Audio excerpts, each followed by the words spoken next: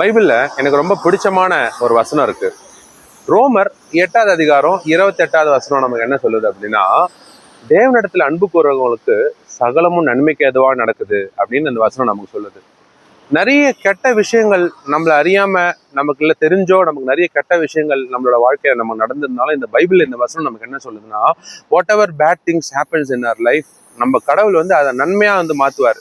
ஒருவேளை நம்மளுடைய இன்டென்ஷன்ஸ் நன்மையா இருந்து ஆனா சில நேரத்துல அது கெட்டதா மாறிடுச்சு, அப்படி இருந்தாலும் கடவுள் என்ன சொல்றாருன்னா, இங்க நான் நல்ல விஷயங்களா அதை நான் மாத்தி கொடுப்பேன் அப்படின்னு சொல்றாரு. நிறைய பேட் திங்ஸ் ஒருவேளை நம்மளோட வாழ்க்கையில நடந்துச்சா, காட் நமக்கு இங்க என்ன ப்ராமிஸ் பண்றாங்க அப்படின்னா, I will change every thing for good. நம்ம அவரை நம்பும் பொழுது, அவர் மேல நம்ம நம்பிக்கை வைக்கும் பொழுது ஒரு பெரிய நன்மையை ஆண்டவர் நமக்காக வச்சிருக்காரு அப்படின்னு இந்த வசனம் நமக்கு ப்ராமிஸ் பண்ணுது. ஏன் நம்ம சோர்ந்து போகணும், ஏன் நம்ம கவலைப்படணும்? எந்த கெட்ட விஷயங்கள் வாழ்க்கையில் நமக்கு ஒருவேளை நடந்திருந்தா கூட அது உண்மையிலேயே நன்மைக்காக மாற்ற அவரால் நமக்கு உண்மையிலேயே முடியும். நம்ம அவரை நம்பலாமா?